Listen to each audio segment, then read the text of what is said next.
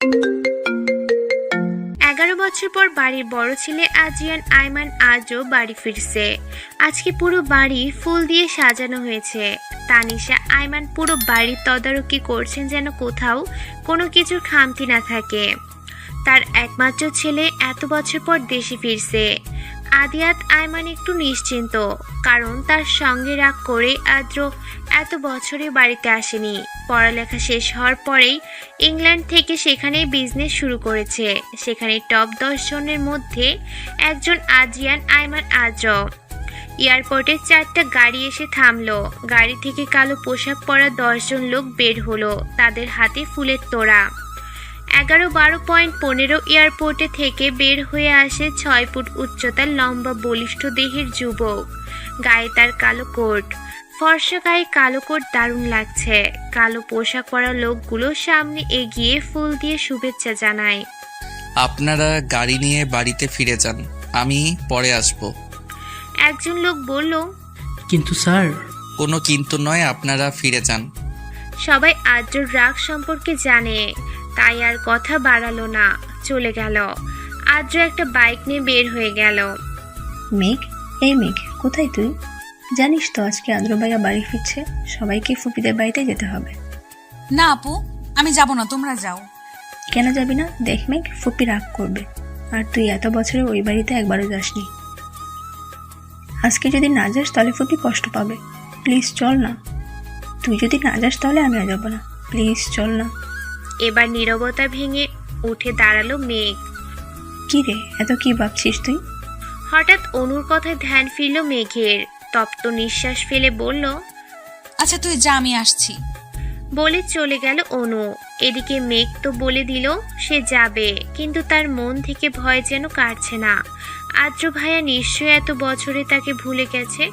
ওই দিনের কথা হয়তো ভুলে গেছে, এত বছর পর নিশ্চয়ই মনে রাখবে না। সেটা ভেবে মেঘ রেডি হতে চলল। আজ মেঘ একটা কালো 3 পিস পরেছে, সাথে হালকা লিপস্টিক আর চুড়ি, কানে ঝুমকো। এতেই তাকে অপ্সরীর মতো লাগছে। চারিদিকে আলো ঝলমল করছে। বাড়িটা খুব সুন্দর করে সাজানো হয়েছে। সবাই আদ্রের জন্য অপেক্ষা করছে। হঠাৎ আলো নিভে গেল। ভয়ে মেঘ কিছুটা ভড়কে গেল। সে সবসময় অন্ধকারে ভয় পায়। একটু পর লাইট জ্বলে উঠল। আদ্র দরজার কাছে দাঁড়িয়ে আছে। তানিশা বেগম এত বছর পর তার ছেলেকে দেখে কান্না করে দিলেন। আদিয়াত আইমান দূরে দাঁড়িয়ে আছে। তিনি তার ছেলের সামনে যেতে ইতস্তত বোধ করছেন। কাজের লোকেরা ফুল দিয়ে আদ্রকে বরণ করে নিচ্ছে। চারিদিকে মেহমানরা সবাই তাকিয়ে আছে আদ্রর দিকে, আর মেয়েরা তো মনে হচ্ছে যেন চোখ দিয়ে গিলে খাচ্ছে। মেঘ কিছুটা দূরে দাঁড়িয়েছিল। সামনে থাকা 6 ফুট উচ্চতার বলিষ্ঠ দেহের মানুষটাকে চিনতে অসুবিধা হচ্ছে। আগে থেকে আরো ফর্সা, ঠোঁট গোলাপি, চুলগুলো জেল দিয়ে সেট করা, হাতে ব্র্যান্ডের ঘড়ি, দেখতে অসম্ভব সুন্দর। মেঘ না চাইতেই তার দিকে অপলক দৃষ্টিতে তাকিয়ে আছে। এদিকে তানিশা আইমানের কান্না যেন থামছেই না। ও মম, আর কত কাঁদবে? আমার ভালো লাগছে না, ছাড়ো প্লিজ, আমি ক্লান্ত। যা, উপরে গিয়ে ফ্রেশ হয়ে আয়। আদ্র উপরে যেতে নিয়ে থমকে যায়। দূরে দাঁড়িয়ে থাকা মেয়েটির দিকে এক পলক তাকিয়ে সিঁড়ি দিয়ে হনহন করে চলে যায়। এদিকে সব মেহমানদের আপ্যায়ন করতে ব্যস্ত আদিয়াত আইমান। মেঘ আর অনু বসে আছে। তানিশা আইমান মেহমানদের নিয়ে এত ব্যস্ত ছিলেন যে মেঘ এসেছে খেয়ালই করেনি। মেঘকে দেখে তানিশা এগিয়ে আসলে ফুপিকে দেখে মেঘ অনু দাঁড়িয়ে গেল। কেমন আছে জিজ্ঞেস করলো তানিশা। মেঘের কপালে চুমু দিয়ে বলল, এতদিন পর তোর ফুফির কথা মনে পড়লো? মেঘ হাসি দিয়ে বলল, না ফুপি, তোমার কথা তো আমার সবসময় মনে পড়ে। এই জন্য বুঝি এত বছর আসিসনি ফুফির কাছে? আর ভাইজানের আজকে সময় হলো না পার্টিতে আসতে। জানতো ফুপি, বাবা কত ব্যস্ত। কেমন আছেন তিনি? ফুপি ভালো। অনু, মেঘ, তোরা বস, আমি তোদের খাবারটা নিয়ে আসি। না ফুপি, পরে খাবো। আচ্ছা শোন, আজকে কিন্তু তোদের ছাড়ছি না। তোরা আজকে এইখানে থাকবি, আমি ভাইজানকে বলে রেখেছি। না ফুপি, আমরা চলে যাব। না মেঘ, এতদিন পর এসেছিস, আজকে ছাড়বো না তোদের। এদিকে মেঘ কিছুটা চিন্তিত, কি বলবে তার ফুপিকে। ফ্রেশ হয়ে নিচে নামছে আদ্রকে সবার সাথে পরিচয় করিয়ে দিচ্ছে আদিয়ান। মেঘের গায়ে অনু পানি ফেলে দিয়েছে, তাই ওয়াশরুমে যাচ্ছে মেঘ, কিন্তু পা পিছলে পড়ে যেতে নিল। আদ্র এসে ধরে নিল। বলিষ্ঠ দেহের মানুষটা তার দিকে অপলক দৃষ্টিতে তাকিয়ে আছে। মেঘ ও তার দিকে তাকিয়ে আছে অপলক দৃষ্টিতে। হঠাৎ কিছু একটা পড়ার শব্দ পেয়ে হুঁশ আসলো। আদ্রর আচমকা মেঘকে ছেড়ে দিল। মেঘ নিচে পড়ে গিয়ে কিছুটা ব্যথা পেল। তানিশা আইমান এগিয়ে এসে মেঘকে ধরে উঠালেন। মেঘ সাবধানে হাঁটবি তো, দেখছিস কিভাবে পড়ে গেলি। আদ্রিত তুই ওকে ধরে আবার ফেলে কেন দিলি? মম, এই মেয়েটাকে। ও তোর ছোট মামার মেয়ে মেঘ, ভুলে গিয়েছিস ছোটবেলায় তোরা একসাথে কত ঝগড়া করতি। মম প্লিজ, তখন কার সাথে কি করেছি কিছু মনে নেই আমার। আর এই মেয়ে, তুমি কি ঠিক মতো হাঁটতে পারো না?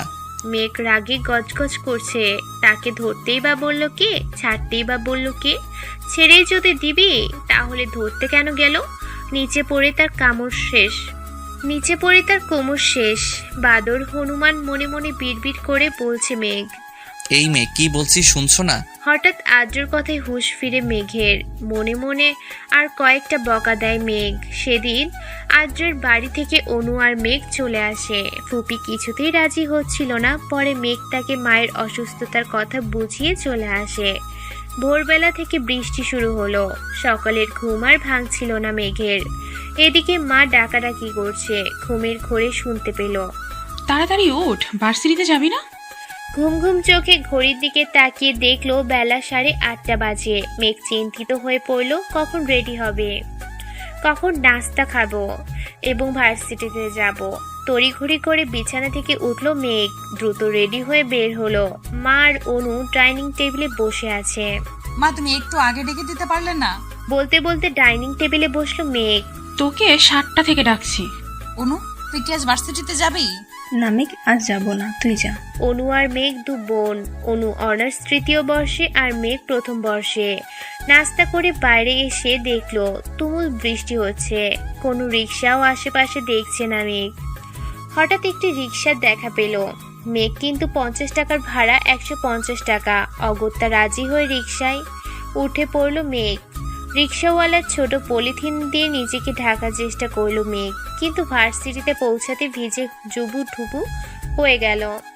মনে মনে তার বান্ধবী উষাকে বকা দিল। তার জন্য আজকে এই বৃষ্টির মধ্যে তাকে ভার্সিটি যেতে হচ্ছে। ভার্সিটিতে ঢোকার কিছু সময় পর বৃষ্টি থেমে গেল।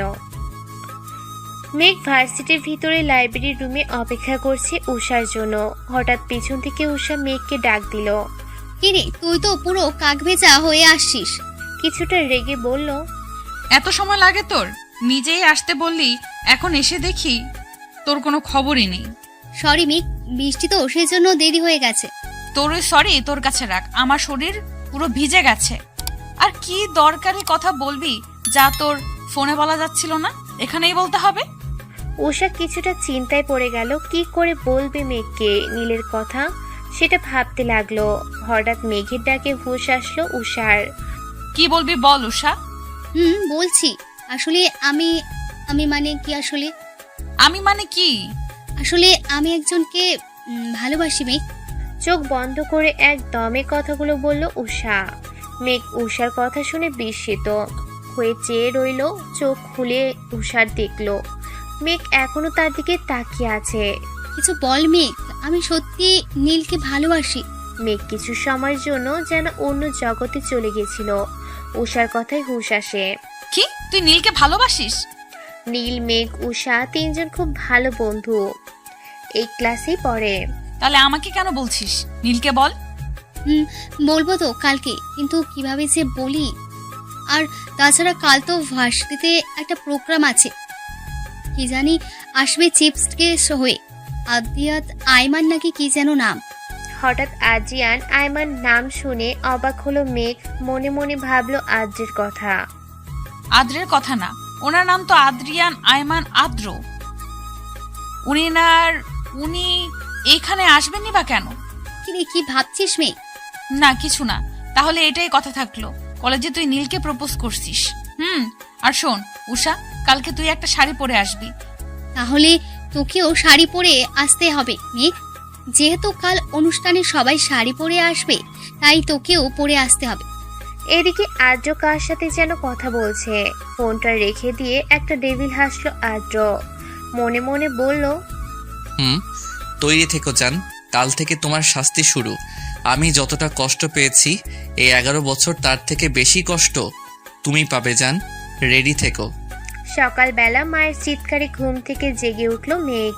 মনে হচ্ছে বাইরে কিছু হয়েছে, তাই তড়িঘড়ি করে বিছানা থেকে উঠল মেঘ।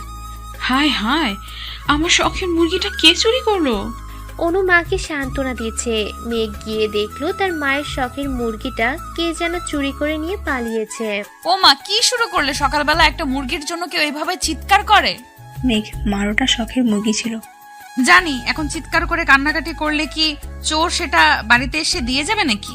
হয়েছে, তোর না আজকে ভার্সিটিতে প্রোগ্রাম আছে, তাড়াতাড়ি রেডি হয়ে নে, উষা কল করেছিল।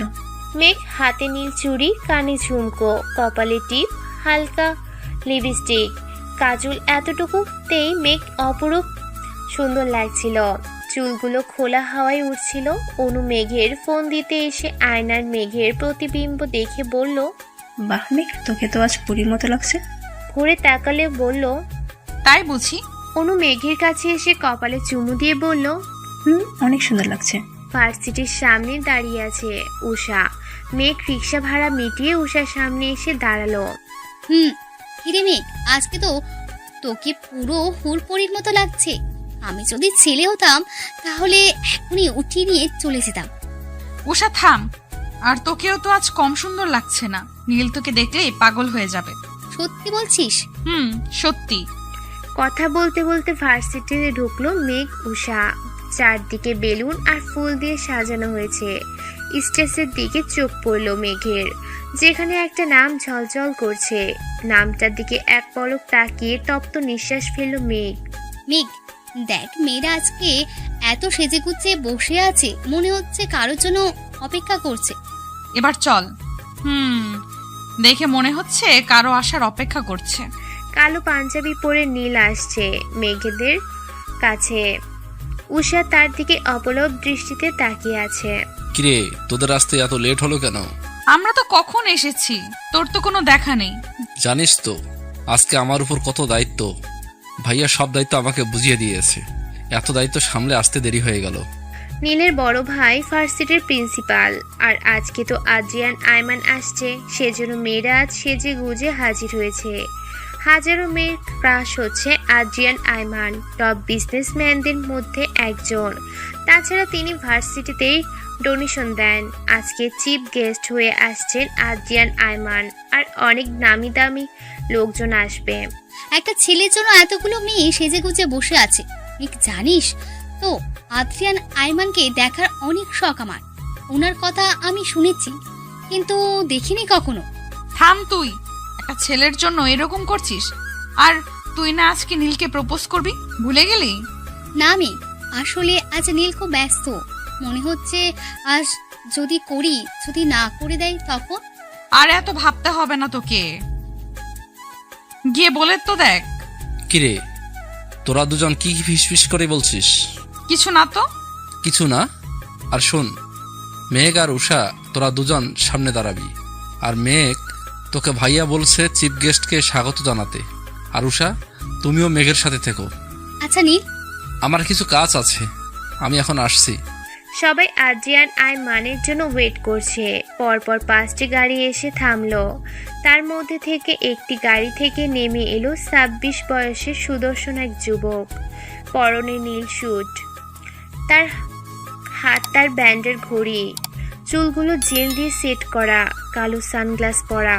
দূর থেকে ছেলেটাকে দেখে মেয়েরা চোখে যেন গিলে খাচ্ছে। উষা আর মেঘ ওয়াশরুমে থেকে বের হয়ে এসে দেখলো চিফ গেস্ট এসে পড়ছেন। নীল এসে তারা দিচ্ছিল মেঘকে। চিফ গেস্টকে ফুলের মালা দিয়ে স্বাগত জানাবে। উষা বলল, চল মেঘ, আদ্রিয়ান আইমান এসে পড়েছে, দেখে আসি। কিন্তু মেয়েরা যেভাবে লোকটাকে চারদিক থেকে ঘিরে ধরেছে দেখা যাচ্ছে না তো। চল সামনে গিয়ে দেখে আসি। হুট করে এসে নীল মেঘের হাতে ফুলের মালা ধরিয়ে দিয়ে চলে গেল। প্রিন্সিপাল স্যার আদ্রিয়ান আইমানকে স্বাগত জানাচ্ছে। ছেলেমেয়েরা গেস্টদের ফুল দিয়ে স্বাগত জানাচ্ছে। আদ্রিয়ান আইমানকে ফুল দিয়ে স্বাগত জানার কথা মেঘের। একের পর একজন গেস্ট আসছে, তাদের গলায় ফুলের মালা পরানো হচ্ছে। এবার পালা মেঘের। যেই না মেঘ মালা পরাবে, সামনে থাকা ব্যক্তির দিকে মেরে দাঁড়িয়ে রইল। কিরে, মালাটা পরিয়ে দে মেঘ। উষার কণ্ঠে হুঁশ আসলো মেঘের। তার সামনে দাঁড়িয়ে আছে স্বয়ং আদ্রিয়ান আইমান আদ্র। মেঘ, ফুলের মালাটা পরিয়ে দাও স্যারকে। মেঘ মালাটা আদ্রকে পরিয়ে দিল। আদ্র মেঘকে কানে কানে ফিসফিসিয়ে বলল, সে আমার গলায় তোকে মালা পরিয়ে দিতে হলো। আদ্রের কথাটা সহ্য করতে পারলো না মেঘ। গেস্টদের নিয়ে বসানো হলো। অনুষ্ঠান শুরু হলো। একে একে সব অতিথিকে কিছু বলার জন্য বলা হলো। খুব সুন্দর করে অনুষ্ঠান শেষ হলো। সেদিন উষার আর নীলকে প্রপোজ করা হলো না। ফিরে আসলো উষা। আজ মেঘের মনটা খারাপ, কিন্তু কিসের জন্য তার জানা নেই। অনু এসে বলল, মেঘ, আজ ফুপি আর আদ্রবাই আসবে। কি? হ্যাঁ, কখন? এই একটু পর। আমি নিচে গেলাম, তুই রেডি হয়ে নিচে আয়, মা তোকে ডাকছে। আসছি, তুই যা। আদ্রি, এই আদ্রি, তাড়াতাড়ি রেডি হয়ে আয়, বাবা দেরি হয়ে যাচ্ছে তো। আসছি মম। আজ আদ্র খুব সুন্দর একটা নীল রঙের পাঞ্জাবি পরেছে। দেখে তো খুব সুন্দর লাগছে। কিরে মেঘ, ওখানে দাঁড়িয়ে থাকবি নাকি এদিকে আসবি? আচ্ছা মা, আদ্র ভাইয়া কেন আসছেন? এটা কেমন কথা মেঘ? এতদিন পর আদ্র দেশে ফিরেছে, আর ওর মামার বাড়িতে আসবে না? আমি সেটা বলছি না, উনি তো কোথাও যা পছন্দ করেন না। জানি, তোর বাবা ফোন করে আসতে বলেছেন। আর আদ্রের সাথে জানিস তো তোর বাবা কতটা ফ্রি। তোর বাবার কথা ফেলতে পারিনি। ও তাই বলো। আচ্ছা বাবা, কোথায়? তোর বাবা বাজারে আদ্রর জন্য তার পছন্দের মিষ্টি আনতে গেছেন। ও মেঘ, অনুকে বল আজ যেন সে শাড়ি পরে। কেন মা? তবে পরে। সেটা বলবো মেঘ চিন্তায় পড়ে গেল। মেঘ অনুকে শাড়ি পরতে সাহায্য করেছিল। হঠাৎ করে কলিং বেলের আওয়াজ শুনে অনু মেঘকে বলল, যা গিয়ে দেখতো মেঘ, ফুপিরা হয়তো চলে এসেছে, দরজাটা খুলে দিয়ে আয়। মেঘ দরজা খুলতেই বিস্মিত নয়নে তাকিয়ে রইল। সামনে আদ্র একটা নীল রঙের পাঞ্জাবি পরে দাঁড়িয়ে আছে, হাতে ব্র্যান্ডের ঘড়ি, মুখে মৃদু হাসি। রেখা টেনে বলল, এখানে দাঁড়িয়ে থাকবো নাকি ভিতরে আসতে বলবেন? আদ্রের কথায় মেঘ একটু লজ্জা পেয়ে বলল, না, ভেতরে আসুন। ফুপি কোথায়? মা আসছেন কিছু জিনিসপত্র নিয়ে। মেঘ আদ্রকে বসিয়ে রেখে মাকে ডাকতে চলল। মা দেখো, আদ্র ভাইয়া চলে এসেছেন। মেঘের মা হন্তদন্ত হয়ে ছুটে এসে বললেন, ও মেঘ, ওখানে শরবতের গ্লাসগুলো আছে, নিয়ে আয়। আর দেখ তো অনু রেডি হয়েছে কিনা, বল তাড়াতাড়ি আসতে। কেমন আছো আদ্র? জি মামনি, ভালো। আপনি কেমন আছেন? মেঘের? এই তো তোমাদের দোয়ায় আছি। তা আপা কোথায়? মা আসছেন, বলল কিছু জিনিসপত্র নেওয়ার আছে। মেঘের? নাও বাবা, শরবতটা খেয়ে নাও। ব্যস্ত হবেন না মামনি। মেঘ অনুকে শাড়ির কুচি ঠিক করে দিতে দিতে বলল, আচ্ছা অনু, আজ তুই শাড়ি কেন পরছিস? আর আদ্র ভাইয়া যে কিনা জীবনেও তাকে পাঞ্জাবি পরতে দেখলাম না, সে আজ পাঞ্জাবি পরেছে, ব্যাপারটা কি? আমি জানি না, মাকে জিজ্ঞেস কর। আচ্ছা মা তোকে যেতে বলেছে। মেঘের মা আদ্র আর তানিশা আয়মানের সাথে কথা বলছিলেন। মেঘ যেতেই তানিশা আয়মান বলে উঠল, কিরে মেঘ, কোথায় ছিলি এতক্ষণ ধরে? তানিশা আয়মান মেঘের হাত ধরে তার সাথে বসালেন। আদ্র ফোন টিপছিল। আদ্রের মা বলে উঠল, জানিস মেঘ, তুই যদি অনুর থেকে বড় হতি তাহলে তোকেই আমার ছেলের বউ বানাতাম। কিন্তু তুই ছোট, অনুর আগে তো তোকে তোর মা বাবা বিয়ে দিবেন না, তাই চাইতেও পারলাম না। তানিশা আয়মানের কথায় মেঘ অবাকের চরম পর্যায়ে পৌঁছে গেল। তার মস্তিষ্কে কথাগুলো যেন ঠিকমতো পৌঁছালো না। কি বললে ফুপি? কিছুই তো বুঝতে পারলাম না। ভাবি, আপনি মেঘকে কিছু জানাননি? আসলে আপা, মেঘকে ওর বাবা জানাতে বারণ করেছিলেন অনুর বিয়ের কথা। শুনলে হয়তো কিছুতেই রাজি হতো না। বোনকে বড্ড ভালোবাসতো। আদ্র এতক্ষণ মোবাইল থেকে মুখ তুলে মেঘের দিকে তাকালো। মেঘের মস্তিষ্কের সাথে যেন মনের দ্বন্দ্ব চলছে। অনু এসে সবাইকে সালাম জানালো। তানিশা আইমান অনুকে আদ্রের পাশে বসালেন। দেখি তো দুজন কেমন লাগছে, বাহ বেশ মানিয়েছে। মেঘের মা বললেন। মেঘের তা তো বটেই। মেঘ যেন কিছুতেই আদ্রের সাথে অনুকে সহ্য করতে পারছে না। কেন সে কারণ তার জানা নেই। আদ্র মাকে বলল, মা, আমার একটা কল এসেছে, আমি একটু কথা বলে আসছি। মেঘ আর ওইখানে বসে থাকতে পারল না। কেন যেন তার বুকের ভিতর অসহ্য যন্ত্রণা হচ্ছে, যার কারণ তার জানা নেই। মেঘ রুমে আসতে আচমকা একটা হাত এসে হ্যাচকে টানে তার সাথে জড়িয়ে ধরল। মেঘ নিজেকে ছাড়ানোর জন্য আপ্রাণ চেষ্টা করছে, কিন্তু শক্তপোক্ত বাহুর সাথে পেরে উঠল না। হঠাৎ একটা কণ্ঠস্বর ভেসে আসলো। নিজেকে ছাড়ানোর বৃথা চেষ্টা করো না মেয়ে। এতক্ষণ মেঘের রুমের লাইট অফ ছিল। বাইরের আলো রুমে প্রবেশ করার কোনো উপায় ছিল না। হঠাৎ আলোটা জ্বলে উঠল। মেঘ আর কাউকে দেখতে পেল না, তবে কে তাকে জড়িয়ে ধরেছিল এটা তার বোধগম্য হলো না। এদিকে মেঘের মনে অজানা এক কষ্ট অনুভব করছে। সে কেন এই কষ্ট জানা নেই তার। মেঘের মা আদ্রের বিদায় দিয়ে অনুকে মেঘের রুমে পাঠালো। হঠাৎ এভাবে চলে আসার কারণে মেঘ বেলকনিতে দাঁড়িয়েছিল। পিছন থেকে কারো হাতে স্পর্শে ফিরে তাকালো। কি রে, এভাবেই চলে আসলি যে? এমনি। মেঘ, তোর কি কোনো কারণে মন খারাপ? কেন বলো তো? না, তোকে দেখে মনে হচ্ছে তোর মন ভালো নেই। মেঘ উত্তর দিল না, তপ্ত শ্বাস ফেললো। অনু আর কিছু বলল না, চলে গেল। মেঘ আজ অনেকদিন পর উষার সাথে দেখা করলো। মেয়েটা বড্ড বুদ্ধিমতী। চট করে মেঘের মন খারাপ বুঝে গেল, তবে সে প্রকাশ করলো না। সে জানে মেঘ বরাবরই চাপা স্বভাবের। ও যদি নিজ থেকে কিছু বলছে নিশ্চয় কোনো কারণ আছে, তাই জিজ্ঞেস করলো না। মেঘ এতক্ষণ আকাশের দিকে চেয়েছিল। উষার কথায় তপ্ত শ্বাস ফেলে বলল, চল। মেঘ আর উষা ফুচকা খাচ্ছিল। হঠাৎ বিষম খেলো মেঘ। এক বোতল পানি এগিয়ে দিল।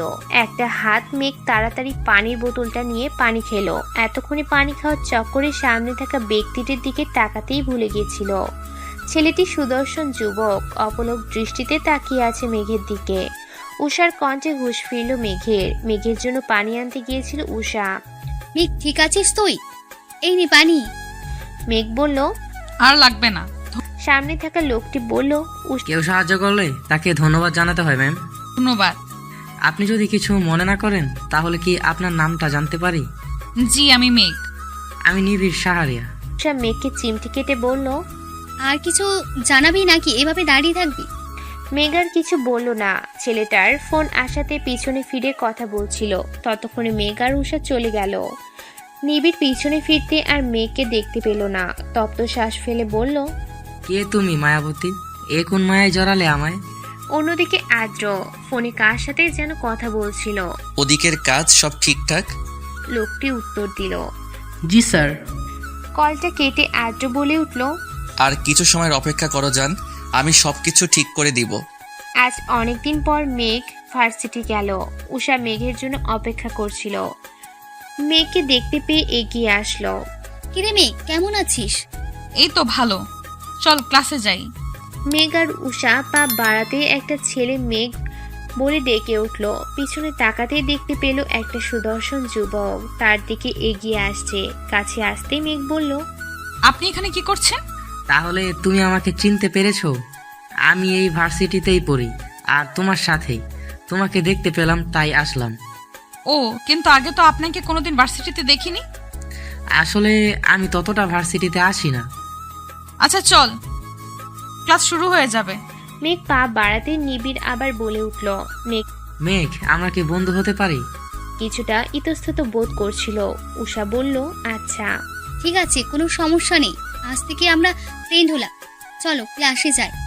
ক্লাসে মেঘ আর উষা একই সাথে বসলো। পিছনে নিবিড় বসলো। ক্লাসে স্যার আসতেই সবাই দাঁড়িয়ে উঠলো। মেঘ যেন বিস্মিত নয়নে তাকিয়ে রইল। Sit down please. সবাই বসে পড়লেও মেঘ এখনো দাঁড়িয়ে আছে। উষা মেঘের হাতে চিমটি কেটে বলল, কিরে মেঘ, দাঁড়িয়ে আছিস কেন? মেঘ তো পুরো অবাক, কারণ তার সামনে আর কেউ না, দ্য গ্রেট আদিয়ান আইমান আদ্র দাঁড়িয়ে আছে। আদ্র মেঘকে ধমক দিয়ে বসতে বলল। মেঘ উষাকে জিজ্ঞেস করলো। উনি এখানে? উষা বলল, উনি তো আমাদের নতুন টিচার হিসেবে জয়েন করেছে, জানিস তো, খুব রাগী।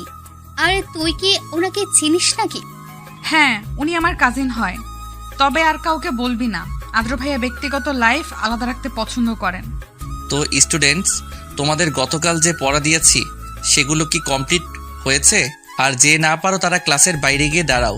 মেঘ প্রায় অনেকদিন ভার্সিটিতে আসে না, তাই পড়াশোনাও ঠিকমতো করা হয় না, তাই সে ক্লাসের বাইরে দাঁড়িয়ে রইল।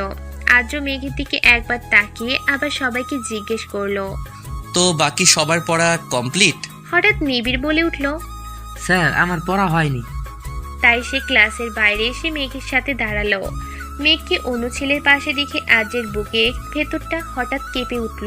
নিবিড় মেঘকে বলল, আচ্ছা মেঘ, তুমি কি স্যারকে পছন্দ করো? হঠাৎ নিবিড়ের কথায় বিস্মিত নয়নে তাকালো। আসলে ওই সময় তুমি যেইভাবে তাকিয়েছিলে। না, তেমনটা নয় স্যার, আমার কাজিন হয়। ও আচ্ছা, তাই বলো। আদ্র স্যার তোমার ভাই হয়, আগে বলবে না? আমি জানতাম না উনি এখানে জয়েন করেছে। ও তাই বলো। আদ্র ওদের কথা বলতে দেখে বলল, তোমাদের কি আমি কথা বলার জন্য বাইরে দাঁড় করিয়ে রেখেছি? কাল থেকে আমার ক্লাসে পড়া শিখে আসবে। আজ তোমাদের কিছু বললাম না, যাও ভিতরে গিয়ে বসো। আদ্র ক্লাস শেষ করে চলে গেল। উষার আজকে কি একটা কাজ আছে বলে আগেই চলে গেল, তাই মেঘকে আজকে একাই ফিরতে হবে। পিছন থেকে নিবিড় বলল, চলো মেঘ, আমি তোমাকে আজ ড্রপ করে দিয়ে আসি। মেঘ সরাসরি না বলতে পারল না। নিবিড়, আপনি চলে যান, আমি যেতে পারবো। আরে চলো না প্লিজ। মেঘ আর কিছু বলল না। মেঘ আর নিবিড়কে একসাথে দেখে একজোড়া চোখ থেকে যেন আগুন ঝরছে।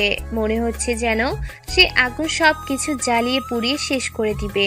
মেঘ বাড়ি ফিরতেই অনু বলে উঠল, মেঘ জানিস তো ভার্সিটিতে আদ্র ভাইয়া জয়েন করেছে। জানি, আজকে তো দেখলাম। বলেই চলে গেল। ফ্রেশ হয়ে বারান্দায় দাঁড়িয়েছিল মেঘ। পিছন থেকে অনু বলে উঠল, মেঘ তোর কি মন খারাপ? না তো। তাহলে এখানে দাঁড়িয়ে আছিস কেন? ভালো লাগছে না। মেঘ, মা বলেছে আদ্র ভাইয়া যেহেতু তোর ভার্সিটিতে জয়েন করেছে, তোদের সামনে পরীক্ষা, তাই কিছুদিনের জন্য তোকে পড়াতেই বলেছে। উনি কি রাজি হয়েছেন? বলেছে কাল থেকে আসবে। মেঘ অনেক দিন আগের কথা ভাবতে লাগলো। মেঘের যখন 10 বছর, তখন আদ্র তাকে পড়াতো। মেঘ সব সময় আদ্রকে বলতো, আদ্র ভাইয়া বড় হয়ে আপনাকে বিয়ে করব, খুব ভালোবাসবো আপনাকে, আমায় বিয়ে করবেন তো? তখন আদ্র ধমক দিয়ে বলতো, মেঘ, তুমি এখনো ছোট, আর এসব কথা যেন তোমার থেকে না শুনি। এসব বললে আমি আর তোমাকে পড়াবো না। পরের দিন থেকে মেঘকে আর পড়াতে আসলো না আদ্র। মেঘের খুব কষ্ট হয়েছিল আদ্র তাকে পড়াতে না আসায়। পরে মাকে জিজ্ঞেস করতে বলল, ছেলেরা কোথাও যেতে পারে না, বন্ধু বান্ধবদের সময় দিতে পারে না, তাই আর পড়াতে আসবে না। তবে মেঘের ছোট মনটি বুঝতে পেরেছিল আদ্র কেন তাকে পড়াতে আসবে না। মেঘের ভাবনার মধ্যে হঠাৎ ফোন বেজে উঠল। ফোনটা হাতে নিয়ে দেখলো নিবিড় কল করেছে। কিছু মুখের আদল বুকের মধ্যে দাগ কেটে দেয়। কিছু মুখের আদল বুকের মধ্যে দাগ কেটে যায়। বুকটা ধরফরিয়ে ওঠে প্রচণ্ড রকমের। এই যে মেঘের মনটা আজ ভালো না, খারাপ, সে বুঝতে পারছে। আদ্র আজ থেকে মেঘকে পড়াতে আসবে, এটা শুনে যেমন তার ভালো লাগছে তেমনি খারাপও লাগছে। কারণ মানুষটা অন্য কারোর জন্য বরাদ্দ। কথাটা ভাবলেই হাহাকার করে ওঠে। প্রচণ্ড রকমের খারাপ লাগা বয়ে যায়। মনে হয় তার শ্বাস প্রশ্বাস নিতে কষ্ট হয়। আচ্ছা, মানুষটা তার হয়ে থাকলে খুব বেশি কি ক্ষতি হয়ে যেত? ফের যখন বাস্তবতা ফিরে আসে তখন মনে হয় না, উনি কখনোই আমার হতে পারে না। মানুষটা যে তার কখনোই ছিল না। মেঘের সমানে অনেকগুলো বই রাখা, কিন্তু বইয়ের দিকে তার কোনো মনোযোগই নেই। তার মন মস্তিষ্ক যেন দ্বিধায় পড়েছে। এই যে তার সামনে জলজ্যান্ত একটা মানুষ দাঁড়িয়ে আছে, সেদিকে তার খেয়ালই নেই। আদ্র মেঘকে কয়েকবার ডাকলো, কিন্তু কোনো উত্তর পেল না। আদ্র খ্যাক খ্যাক করে কিছুটা কেসে উঠল। মেঘ বিস্মিত নয়নে তাকিয়ে রইল। আপনার কি তাকিয়ে থাকা শেষ হয়েছে মেঘ? মেঘ কিছুটা অপ্রস্তুত হয়ে বলল, আদ্র ভাইয়া আপনি কখন এসেছেন? আমি ঠিক খেয়াল করিনি। আমি অনেকক্ষণ আগে এসেছি, আর আপনি তো মনে হয় না দুনিয়ার কোনো খেয়ালে ছিলেন। কি এত ভাবছেন আপনি? মেঘ কিছুটা কষ্ট পেল, কারণ আর্য তাকে আপনি করে বলে। সে আর্য থেকে ছোট হওয়া সত্ত্বেও তাকে আপনি করে বলে। আর্য বেশ কিছুক্ষণ মেঘকে পড়া নিয়ে কিছু জিনিস বুঝিয়ে দিচ্ছে, কিন্তু সেদিকে তার খেয়াল নেই। সে তো আর্যকে দেখতে ব্যস্ত। এই যে সে তার মনকে বোঝাচ্ছে ওই দিকে তাকানো যাবে না, কিন্তু বেহায়া মনটা যেন কোনো বারণ শুনে না। আর্য এইবার মেঘকে ধমক দিয়ে বলল, আপনি কি আমার কথা শুনছেন মেঘ? মেঘ কিছু বিস্মিত নয়নে তাকিয়ে বলল, আসলে আমি বুঝতে পেরেছি আদ্র ভাই। তারপর 2 ঘন্টা কেটে গেল। আর্য মেঘকে পড়া বুঝিয়ে চলে গেল। অনেকক্ষণ ধরে পড়ার ফলে মেঘের মাথাটা প্রচন্ড রকমের ব্যথা ধরেছিল। মেঘ ওয়াশরুমে ঢুকে ফ্রেশ হয়ে বারান্দায় 1 কাপ কফি নিয়ে দাঁড়িয়েছিল। তার মনটা যেন বিষণ্ণতায় ছেয়ে গেছে। এক অদ্ভুত মায়ে জড়িয়ে আছে তাকে। আচ্ছা, নিজেকে নিজের চেনা দায়। পথে পথে ঘুরে একা হতাশা মেরুদণ্ডের বক্রতা। কি খুঁজি, কারে খুঁজি? হেরে যাই, হারিয়ে যাই, ভুলে যাই। নিজেকে নিজের চেনা দায়। তপ্ত শ্বাস ফেলল মেঘ। নিজেকে নিজের সাথে লড়াই করতে হচ্ছে প্রতিনিয়ত। এই আমিটার সাথে যুদ্ধ করতে করতে ক্লান্ত তার শরীর। এদিকে আজও একটা লোককে ফোন করলো। কয়েকবার রিং হতে লোকটা ফোনটা রিসিভ করে বলল, স্যার, কাজটা শেষ হতে আরও কিছু সময় লাগবে। আজও মুখটা রাগে গজগজ করছে। আর কত সময় লাগবে? ফোনটা কেটে দিয়ে ফোনটা মেঝেতে ছুঁড়ে ফেললো। সাথে সাথে ছনছন শব্দ হয়ে ভেঙে গেল। তার মনটা বিষণ্ণ, চারপাশে হাহাকার। প্রিয়তমাকে কাছে পেয়েও কষ্ট দিতে হচ্ছে তাকে। নিজ হাতে প্রিয়তমাকে কষ্ট দেওয়ার চেয়ে মৃত্যু শ্রেয় মনে হচ্ছে তার কাছে। কেটে গেছে 2 মাস।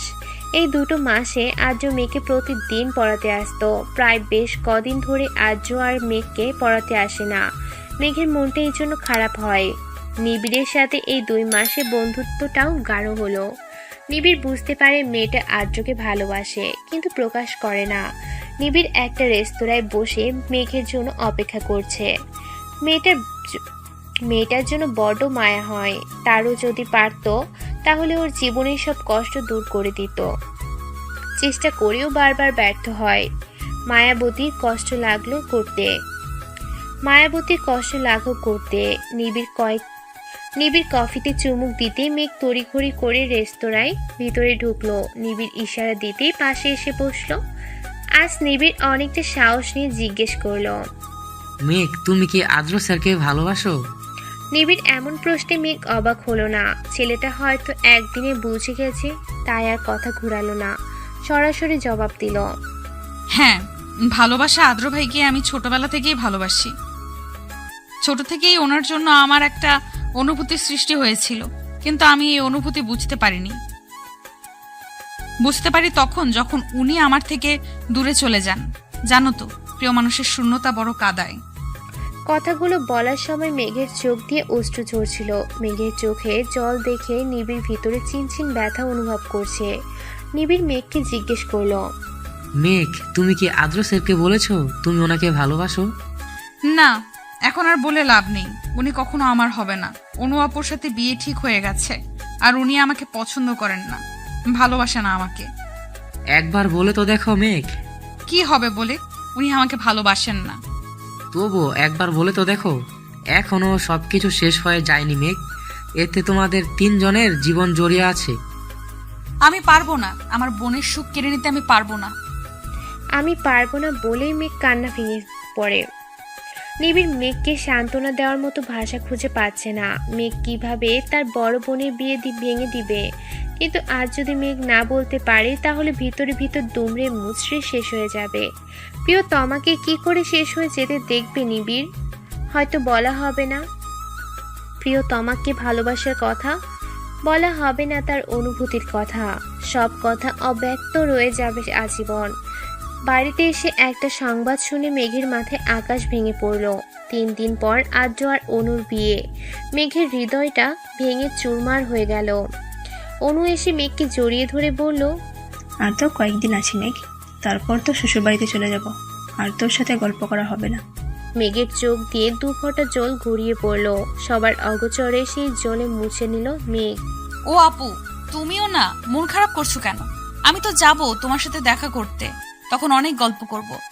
আচ্ছা তুমি ছাড়ো তো, আমার কত কাজ, আমার আপুর বিয়ে বলে কথা। বলেই মেঘ রুমে চলে গেল। মেঘ রুমে গিয়ে দরজা বন্ধ করে দেয়। ফ্লোরে বসে হাও মাও করে কাঁদতে থাকে। রুম সাউন্ড প্রুফ বলে কান্নার আওয়াজ বাইরে থেকে শোনা যায় না। মেঘের হৃদয়টা ভেঙে দুমড়ে মুচড়ে গেছে। মেঘের হৃদয় যেন কেউ বারবার ছুরি দিয়ে আঘাত করছে। বিকালের দিকে অনুকে তানিয়া বেগম বিয়ের কেনাকাটা করার জন্য তৈরি থাকতে বলেছে।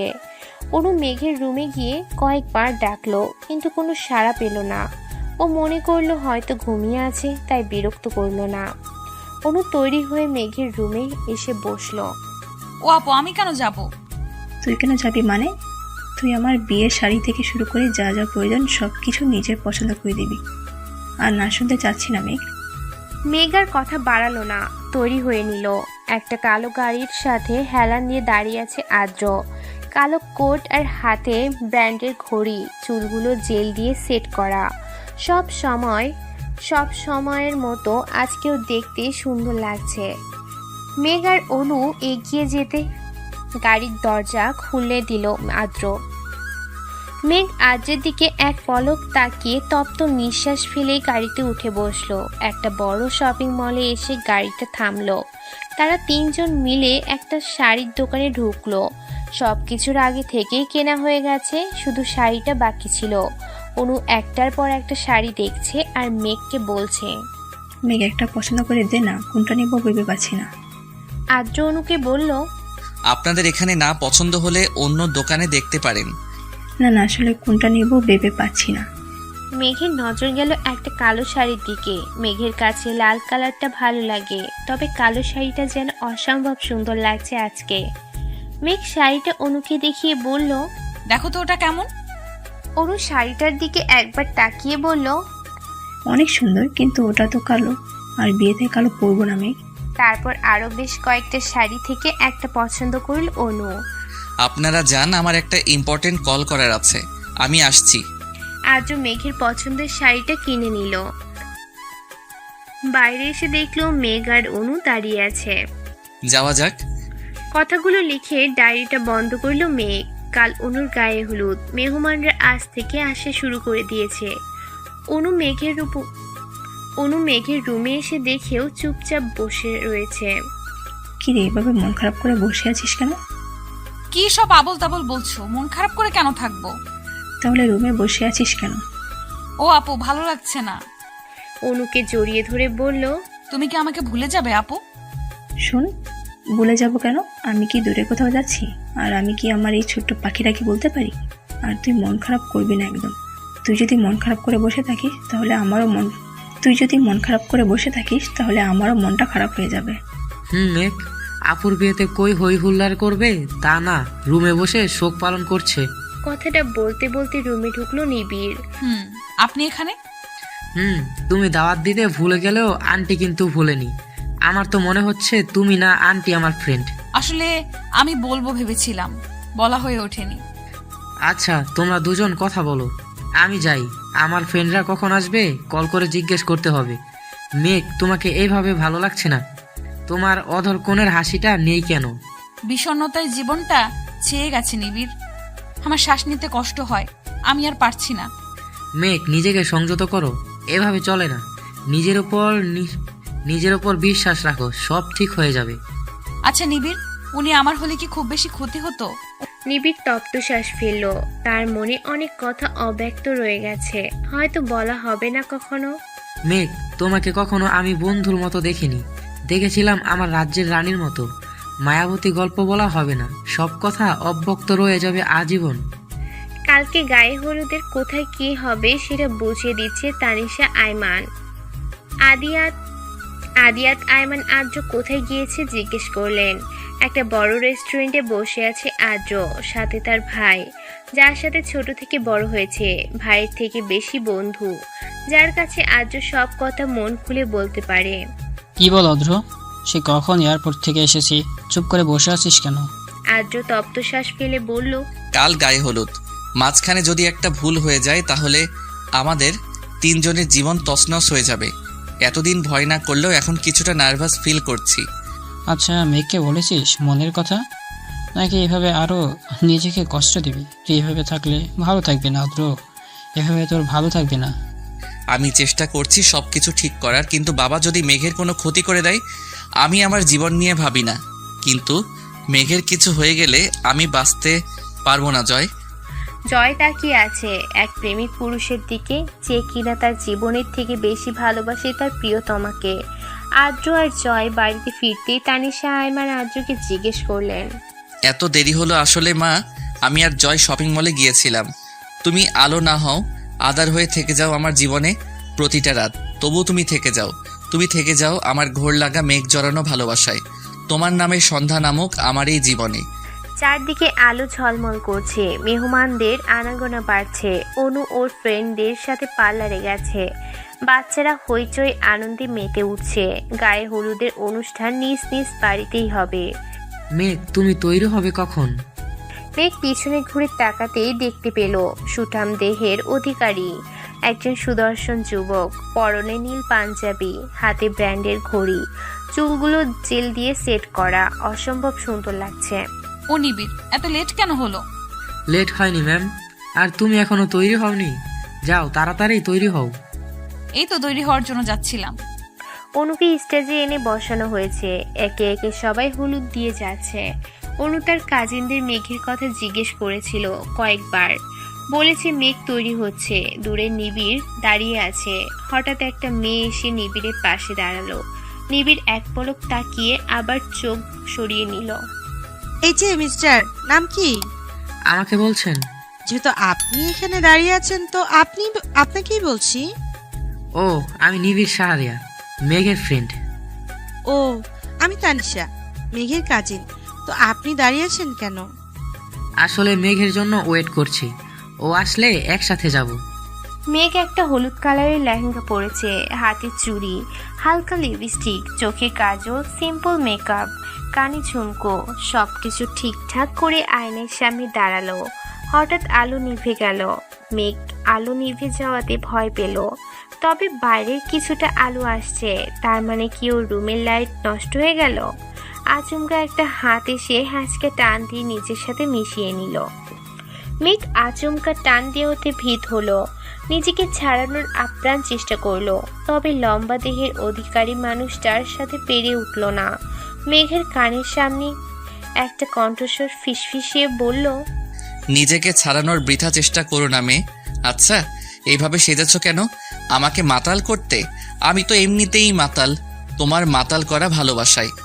কণ্ঠস্বরটা শুনে মেঘ ভীত হলো। কারো আসার শব্দ শুনে লোকটা মেঘকে ছেড়ে দিল। মেঘ যেন হাঁপ ছেড়ে বাঁচল। মেঘ, তুমি কি ভিতরে আছো? কে? ও নিবিড়, আমি নিবিড়। ও নিবিড়। নিবিড় রুমে ঢুকে দেখতে পেল লাইট অফ। তোমার রুমের লাইট অফ কেন? জানি না, হঠাৎ লাইট চলে গেল। রুমের লাইট জ্বলে উঠল। নিবিড় মেঘের দিকে তাকাতেই দেখলো যেন কোনো পরী পৃথিবীতে নেমে এসেছে। অপলক দৃষ্টিতে তাকিয়ে রইল। কি হলো, চলো। মেঘের কথায় হুঁশ ফিরল নিবিড়ের। হ্যাঁ, যাচ্ছি। অনুকে মেঘ আর নিবিড় হলুদ ছোঁয়ালো। অনুকে তার বান্ধবীরা মিলে মেহেদি পরিয়ে দিচ্ছে। মেঘ আর নিবিড় একসাথে বসে রয়েছে। মেঘ, তুমি মেহেদি কখন লাগাবে? নিবিড়, আমি মেহেদি লাগাবো না, ভালো লাগছে না। ও মেঘ, প্লিজ এভাবে মন খারাপ করে থেকো না। কারো জন্য জীবন থেমে থাকে না। আমার জীবন তো থমকে রয়েছে নিবিড়। তপ্ত শ্বাস ফেল নিবিড়। উঠে গিয়ে হাতে করে একটা মেহেদি নিয়ে আসলো। মেঘ নিবিড়ের হাতে মেহেদি দেখে জিজ্ঞেস করলো, তুমি মেহেদি দেবে? না ম্যাম, আপনাকে দিয়ে দিব। মানুষ বলে যার মেহেদির রং যত লাল হয় তার বর তাকে তত বেশি ভালোবাসে। তুমি মেহেদি দিতে পারো? মেঘের হাতে নিবিড় মেহেদি পরিয়ে দিচ্ছে। দূর থেকে এক জোড়া চোখ তীক্ষ্ণ দৃষ্টিতে তাকিয়ে রয়েছে। তার চোখ দিয়ে যেন আগুন ঝরছে। তুমি তো অনেক সুন্দর করে মেহেদি দিতে পারো। পছন্দ হয়েছে? তানিশা মেঘের পাশে এসে বসলো। মেঘের উদ্দেশ্যে বলল, মেঘ আজকে আমি তোর রুমে থাকবো, আর অনু আপু ওর ফ্রেন্ডদের সাথে থাকবে বলেছে। আচ্ছা। বাহ, তোর হাতের মেহেদির ডিজাইনটা তো খুব সুন্দর হয়েছে। কে দিয়ে দিল? ও জানিস তো, নিবিড় খুব সুন্দর করে মেহেদি দিতে পারে, ও আমাকে দিয়ে দিল। তো মিস্টার নিবিড় শুধু নিজের ফ্রেন্ডকে মেহেদি দিলে হবে? কাজিনরা কোথায় যাবে? হুম। ও মিস তানিশা, আপনি দাঁড়ান, আমি মেহেদি নিয়ে আসছি। অনুষ্ঠান শেষ হয়েছে প্রায় 1 ঘন্টা আগে। অনু আর পারছে না, খুব টায়ার্ড লাগছে, তাই ওর বান্ধবীকে বলে, তোরা গিয়ে শুয়ে পড়, আমি ফ্রেশ হয়ে আসছি। অনু ফ্রেশ হয়ে আসতে লাইট অফ হয়ে গেল। হঠাৎ একজোড়া হাত এসে মুখ রুমাল দিয়ে চেপে ধরল, সাথে সাথে অনু অজ্ঞান হয়ে গেল। অনেক রাত হয়েছে বিধায় এদিকটায় মানুষ নেই বললেই চলে। লোকটি সহজেই অনুকে বের করে আনতে পারলো। বাইরে একটা কালো গাড়ি দাঁড়িয়ে রয়েছে। লোকটি অনুকে সেই গাড়িতে উঠিয়ে দিল, নিজে ড্রাইভিং সিটে এসে বসে পড়ল। গাড়ি চলছে আপন গতিতে। রাতে পূর্ণিমার চাঁদের দিকে তাকিয়ে আছে মেঘ। মুগ্ধ নয়নে তাকিয়ে দেখছে পূর্ব আকাশের বুকে দ্বাদশী চাঁদ অপরূপ সুধাদ নিয়ে জেগে উঠতে। চাঁদনি রাতের প্রকৃতি এক মায়াময় সৌন্দর্যের অধিকারী। আকাশের বুক থেকে জ্যোৎস্নার রাশি ছড়িয়ে পড়ে সমস্ত পৃথিবীর বুকে, আর জাগিয়ে তোলে মোহময় রূপ মাধুর্য। জ্যোৎস্নার অজস্র ধারায় স্নাত হয় নীরব প্রকৃতি। দুচোখ দিয়ে অশ্রু গড়িয়ে পড়ছে মেঘের। আজই তার শেষ কান্না, আর সে কাঁদবে না। তাকে এগিয়ে যেতে হবে, নিজের জন্য না হলেও তার পরিবারের জন্য। আলো আধারে স্নিগ্ধ মিতালিতে ঝলমল করে ওঠে জ্যোৎস্না প্লাবিত রাত। এমন রাতের অস্পষ্ট মায়ালোকে নিমজ্জিত থাকে প্রকৃতি। জ্যোৎস্নার আলো ছড়ায় নৃত্য প্রকৃতি প্রেমী। হাত পা বাঁধা অবস্থায় একটা মেয়েকে অন্ধকার ঘরে আটকে রাখা হয়েছে। কালো মাস্ক পরা একটা ছেলে জ্যোৎস্নার আলোয় মেয়েটাকে খুঁটিয়ে খুঁটিয়ে দেখতে লাগলো। চাঁদের মায়াবী আলোয় মেয়েটার সৌন্দর্য দ্বিগুণ ফুটে উঠেছে। ছেলেটার মেয়েটাকে ভালোভাবে দেখে মনে মনে বলল, তোমার মতো এক মায়াবতীকে আমার রাজ্যে রানী করার কথা ভেবেছিলাম, এখন মনে হচ্ছে কি জানো? স্মিথ হেসে বলল, আমার কাছাকাছি পেয়ে গেছি। জ্যোৎস্নার আমিও সুধা মেঘের শরীরের উপর লুটোপুটি খাচ্ছে, আর মেঘ মুগ্ধ হয়ে আকাশের পানে চাঁদের দিকে তাকিয়ে আছে। চোখ দিয়ে পড়ছে অজস্র অশ্রুকণা, সেদিকে তার খেয়ালই নেই। সে মুগ্ধ নয়নে তাকিয়ে আছে প্রকৃতির পানে। জ্যোৎস্নার অপরূপ সৌন্দর্যের মাঝে জ্যোৎস্নার উপরে পড়া নিস্তব্ধতা রোমান্টিক স্মৃতির জগতে নিয়ে যায়। জ্যোৎস্নার এই অপরূপ সৌন্দর্য না দেখলে হয়তো অপূর্ণ রয়ে যাবে জীবন। আজ সারা রাত হয়তো এভাবেই কেটে যাবে। মেঘের চোখ দিয়ে অশ্রুকণা ঝরছে। মেঘের চিৎকার করে বলতে ইচ্ছে করছে, হে পৃথিবী, যাকে পাবো না তাকেই কেন ভালোবাসলাম? পাবো না জেনেও কেন তার পিছু ছুটলাম? আমার ভাগ্যে কেন তাকে লেখা হলো না? কথাগুলো যেন স্তব্ধ হয়ে রয়ে গেছে মেঘের মাঝে। সে নির্ভীক, তার কথা যেন আটকে গেছে। তার কাছে বেঁচে থাকা যেন দুষ্কর হয়ে গেছে। যদি আত্মহত্যা করা পাপ না হতো তাহলে সে নিঃসন্দেহে তা বেছে নিত। এই অসহ্য যন্ত্রণা তাকে কুড়ে কুড়ে খাচ্ছে। তার কাছে অসহ্য যন্ত্রণা থেকে মৃত্যু শ্রেয় বলে মনে হচ্ছে। আজ মেঘ আকাশের পানে তাকিয়ে বলে উঠল, পরের জন্মে সহস্র কোটি তারা হব, দূরে থেকে দেখবো তোমায়, সেখান থেকে বলবো তোমায় ভালোবাসি, ভালোবাসি, খুব বেশি ভালোবাসি। তুমি শুনতে পাবে কি সেই ধ্বনি? নিজের কথায় নিজেরই হাসি পাচ্ছে মেঘ। নিজের কথায় নিজেই হাসে মেঘ। জীবনটা তার হেলায় ভাসছে। তার মন মস্তিষ্ক দ্বিধায় পড়েছে। মেঘ আর ডায়েরিটা নিয়ে ফেলে দিল বারান্দা থেকে। কি হবে ডায়েরিটা রেখে? ডায়েরির পাতায় পাতায় রয়েছে অজস্র স্মৃতি। ডায়েরির পাতায় পাতায় না হয় পড়ে থাকুক তার অব্যক্ত ভালোবাসা। আকাশের দিকে মুগ্ধ নয়নে তাকিয়ে আছে একটা ছেলে। হাতে তার নিকোটিনের ধোঁয়ায় তার গোলাপি ঠোঁটগুলো কালো দাগ পড়ে গেছে। ভিতর তার অজস্র আবেগ অনুভূতি লুকিয়ে রেখেছে। আর কিছু মুহূর্তের অপেক্ষা, সব অপেক্ষার অবসান ঘটবে কাল। প্রেয়সী নিজের করে নিবে সে, তার সব দুঃখ কষ্ট মুছে দিবে সে। সকালের আলো পর্দা ভেদ করে মেঘের চোখে মুখে উপচে পড়ছে। রাতে কাঁদতে কাঁদতে মেঝেতে শুয়ে দিল সকালের আলো পর্দা ভেদ করে মেঘের চোখে মুখে উপচে পড়ছে। রাতে কাঁদতে কাঁদতে মেঝেতে শুয়েছিল মেঘ। কখন ঘুমিয়ে পড়েছে মনে নেই। বাইরে থেকে চেঁচানোর আওয়াজ ভেসে আসছে। কেউ কাঁদছে চিৎকার করে, কি বলছে শোনা যাচ্ছে না ঠিক মতো। মেঘের হুঁশ আসতেই কালকে ডায়েরিটার কথা মনে পড়ে যায়। ওই ডায়েরিটা কেউ আবার পেয়ে যায়নি তো? মেঘ ছুট লাগালো। বাইরে আসতে মানুষের ভিড়। ঠেলে ঠুলে ভিতরে যেতেই তার মাকে দেখলো চিৎকার করে কাঁদছে। মেঘ ছুটে গেল মায়ের কাছে, জিজ্ঞেস করলো কি হয়েছে। মেঘের মা কিছু বলল না, মেঘকে জড়িয়ে ধরে কাঁদতে লাগলো। মানুষজন কি যেন বলা বলি করছে। অনুর বান্ধবীরা দাঁড়িয়েছিল। মেঘ সেখান থেকে একটা মেয়েকে জিজ্ঞেস করলো, শ্রেয়া আপু কি হয়েছে বলবে আমাকে? মা কেন কাঁদছে? শ্রেয়া বলল, অনু পালিয়ে গেছে। মেঘের হাতে একটা চিঠি ধরিয়ে দিল। মেঘ চিঠিটা পড়ে বাকরুদ্ধ অবস্থায় দাঁড়িয়ে রইল। মাথায় তার আকাশ ভেঙে পড়েছে। বারবার একটা কথাই মাথায় বাড়ি খাচ্ছে। অনু পালিয়েছে। মেঘের মা মেঘকে জড়িয়ে ধরে বলল, এবার কি হবে আমাদের? তোর বাবার মান সম্মান তো থাকবে না আর। তোর ফুপি যদি জানতে পারে খুব কষ্ট পাবে। তাদের সম্মান নষ্ট হয়ে যাবে। এত মেহমানের সামনে আমাদের সম্মান নিঃশেষ হয়ে যাবে মা। মেঘ কিছু বলার ক্ষমতা হারিয়ে ফেলেছে।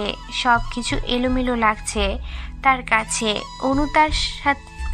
অনু কার সাথে পালিয়ে গেল আর কেনই বা গেল? জীবন বড়ই বিচিত্র। মেঘের আজকে পৃথিবীর সবচেয়ে বেশি খুশি হওয়ার কথা ছিল, তবুও তার মনে ভয় হচ্ছে। যদি আদ্র এই বিয়েটা মেনে না নেয় তখন কি হবে? মেঘ ভাবতে লাগলো আজকে দিনটার কথা। অতীত অনুর মা তানিশা আয়মানকে অনুর পালিয়ে যাওয়ার কথা বললে তিনি মেঘকে আদ্রর জন্য চাইলেন। অনুর মা মান সম্মানের কথা চিন্তা করে রাজি হয়ে গেল। বিয়েটা খুব সাধারণভাবেই হয়েছে।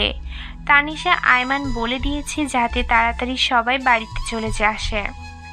বর্তমান কারোর পায়ের শব্দ শুনে মেঘের হুঁশ আসলো।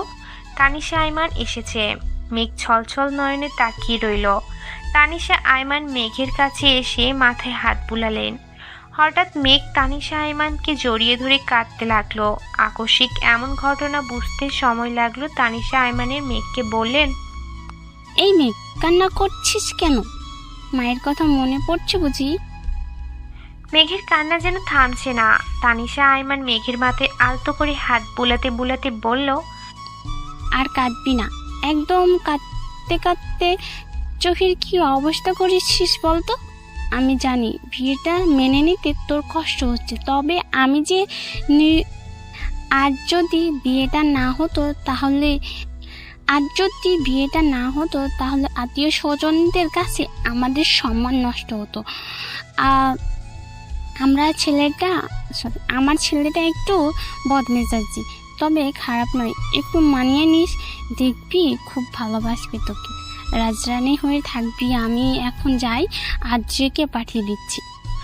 আদিয়াত আয়মানের সাথে প্রায় 1 ঘন্টা যাবৎ কিছু নিয়ে কথা বলছে আদ্র। তানিশা আয়মান দরজার বাইরে এসে দেখলো এখনো দরজা লাগানো। আদ্রকে কয়েকবার ডাকলো, কিন্তু ভিতর থেকে কোনো সাড়া শব্দ পাওয়া যাচ্ছে না। তানিশা আয়মানকে দরজার বাইরে দাঁড়িয়ে রইল। হঠাৎ দরজা খোলার শব্দে দরজার দিকে তাকাতেই আদ্রকে দেখতে পেলেন। আদ্র রাগে গজগজ করছে। তানিশা আয়মান আদ্রকে কিছু বলতে যাবে, তার আগেই হাতে থাকা মুঠো ফোনটি বেজে উঠল। মেঘের মা ফোন করেছে হয়তো। মেয়ের জন্য চিন্তা হচ্ছে। তাছাড়া অনু বাড়িতে ফিরেছে কি সেটাও জিজ্ঞেস করা হয়নি। তানিশা আয়মান কথা শেষ হতেই দেখলো আদ্র নেই। তিনি ভাবলেন হয়তো রুমে চলে গেছে। শরীর আর চলছে না। তানিশা আয়মানের সকাল থেকে এত ঝামেলা, তার উপর এত আত্মীয় স্বজন, সবাইকে সামলাতে হিমশিম খাচ্ছিলেন। রুমে গিয়ে দেখলেন আদ্রিয়ান আয়মান রাগী গজগজ করছেন। তানিশা আয়মান ব্রু কুঁচকালেন, জিজ্ঞেস করলেন, বাবা, ছেলে আবার ঝগড়া করছো? আদ্রিয়ান আয়মান রাগী কণ্ঠস্বরে বললেন, আদ্রের অনু পালিয়ে গেছে, আমাকে বলে না কেন? আর মেয়েকে সাথে বিয়ে দেওয়ার আগে আমাকে একবার জানানোর প্রয়োজন বোধ করলে না? তানিশা আয়মান রাগী কণ্ঠস্বরে বলল, মেঘের সাথে বিয়ে হতে দিতে তুমি কখনো মেঘকে পছন্দ করছো? যখন আদিত্যর জন্য মেঘের কথা তোমাকে বললাম, কি বলেছিল মনে নেই? আদিয়াত আদিয়াত আয়মান হন হন করে রুম থেকে বের হয়ে গেলেন। তানিশা আয়মান তপ্ত শ্বাস ফেলল। গাড়ির সাথে হেলান দিয়ে দাঁড়িয়ে আছে আদ্র। দৃষ্টি তার আকাশের পানে। নিজেকে বড্ড অসহায় লাগছে। তার কাছে সব কিছু এলোমেলো লাগছে। সব কিছু ঠিক করতে গিয়ে সব কিছু এলোমেলো করে ফেলেছে। নিজে ভালো থাকা চাইতে গিয়ে মেঘকে কষ্ট দিচ্ছে। আদ্রের ভিতরটা ভেঙে চুরমার হয়ে যাচ্ছে। নিঃশ্বাস নিতে তার কষ্ট হচ্ছে। প্রিয়তমাকে কাছে পেয়েও নিজের করে নিতে পারছে না। নিজ হাতে কষ্ট দিতে হচ্ছে তাকে। হঠাৎ হাতে থাকা মুঠো ফোনটা বেজে উঠল। ফোনটা রিসিভ করতে লোকটার কথা শুনে আদ্রর মাথা কাজ করছে না। কি করবে এখন? চারদিকে আলোর শিহরণ। আলোয় ভরা চাঁদের জ্যোৎস্নার প্লাবনে ডুবে যায়।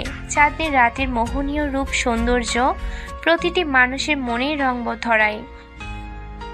মেঘের এই চাঁদনি রাতে উপভোগ করতে ভীষণ ভালো লাগছে। তবে কেমন যেন একটা সুখের মতো ব্যর্থ বুকের তলায় জমা হয়, অথচ সেই ভাব প্রকাশের ভাষা নেই। জ্যোৎস্নার মায়াবী রূপ মানুষের মন যৌবনের আবির ছড়িয়ে দেয়, রাঙিয়ে তোলে মানুষকে। মেঘের ইচ্ছে হচ্ছে জ্যোৎস্নার এই রাত তার প্রিয় মানুষকে উপভোগ করতে, কিন্তু আদ্র আসার কোনো নামগন্ধ নেই। মেঘ ক্লান্ত থাকায় অপেক্ষা করতে করতে ঘুমিয়ে পড়ছে। সকালবেলা চিৎকার চেঁচামেচিতে ঘুম ভাঙল মেঘের। রাতে ঘটনা ভাবতে ভাবতে লাগলো আদ্রের জন্য অপেক্ষা করতে। সকালবেলা চিৎকার চেঁচামেচিতে ঘুম ভাঙলো মেঘের। রাতের ঘটনা ভাবতে লাগলো। আদ্রের জন্য অপেক্ষা করতে করতে কখন যে চোখ লেগে এসেছে বুঝতে পারেনি। আদ্র কি রাতে রুমে আসেনি? যদি আসতো তাহলে নিশ্চয়ই মেঘকে জাগিয়ে তুলতো। হঠাৎ মনটা খারাপ হয়ে গেল। তবে কি আদ্র বিয়েটা মেনে নেয়নি? তানিয়া আয়মানের চিৎকারে হুঁশ ফিরল মেঘের। মেঘ ফ্রেশ হয়ে হালকা গোলাপি রঙের শাড়ি পরে নিল। নিচে তানিয়া আয়মান রাগে গজগজ করছেন মেঘকে দেখে। তানিয়া আয়মান ডুকরে কেঁদে উঠল। হঠাৎ এমন কারণে মেঘ বিস্মিত হলো। ফুপি কাঁদছো কেন? কি হয়েছে আমাকে বলো। তানিয়া আয়মান কাঁদতে কাঁদতে বললেন, আমার ছেলেটা রাগী বদমেজাজি, কিন্তু ও এরকম করবে আমি বুঝিনি। আমি তোর জীবনটা নিজ হাতে শেষ করে দিলাম। আমায় মাফ করে দিস মেঘ। আমি পারলাম না তোর জীবনটাকে সুন্দর করে সাজিয়ে দিতে। আদ্রিত এমন একটা কাজ করবে আমি ভাবতেও পারিনি। আমার ছেলেটা রাগী বদমেজাজি, কিন্তু ও এরকম করবে আমি বুঝিনি। আমি তোর জীবনটা নিজ হাতে শেষ করে দিলাম। আমায় মাফ করে দিস মেঘ। আমি পারলাম না তোর জীবনটাকে সুন্দর করে সাজিয়ে দিতে। আদ্রিত এমন একটা কাজ করবে আমি ভাবতেও পারিনি। তানিয়া আয়মান মেঘের হাতে একটা চিঠি ধরিয়ে দিলেন, যেখানে লেখা আছে। মেঘের মাথায় যেন আকাশ ভেঙে পড়ছে। ওর মস্তিষ্ক যেন শূন্য। মন মস্তিষ্ক দ্বিধায় ভুগছে। এটা কিভাবে করতে পারলো আদ্র? হঠাৎ অজ্ঞান হয়ে গেল মেঘ। তানিশা আয়মান বাড়ির লোকদের নিয়ে আদ্রের রুমে এনে শুয়ে দিল। মাথায় হাত বুলাতে লাগলো। চিন্তা করতে লাগলো সকালের ঘটনা। ঘুম থেকে উঠে নিচে নামতে দারোয়ান এসে তানিশা আয়মানের হাতে চিঠি দিয়ে বলল আদ্র দিয়েছে। চিঠি খুলতেই মাথায় যেন আকাশ ভেঙে পড়লো তানিশা আয়মানের। আদ্র এসব কি লিখেছে? এখন এসবের মানে কি? আদ্রকে কয়েকবার ফোন দিলেও ফোন বন্ধ বলছে। বর্তমানে একটু আগে মেঘের জ্ঞান ফিরেছে। মেঘ ছলছল নয়নে তাকিয়ে রইল তানিশা আয়মানের দিকে। ফুপি আমি কি এতটাই খারাপ যে আমাকে ভালোবাসা যায় না? তানিশা আয়মানের মেঘে জড়িয়ে ধরে বলল, এসব কি বলছিস মেঘ? তুই খারাপ হতে চাবি কেন? আমি তো মনে করি তাদের ভাগ্য খারাপ যে তোকে মেনে নিতে পারিনি।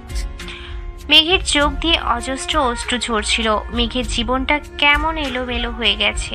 সব কিছু ছন্নছাড়া। তার জীবন যেন হেলায় ভেসে চলেছে। কেটে গেছে 2 বছর। এই 2 বছরেও এমন একটি দিনও নেই যে দিন মেঘ আদ্রকে মনে করেনি। এমন একটি দিনও নেই যে দিনও কান্না করেনি।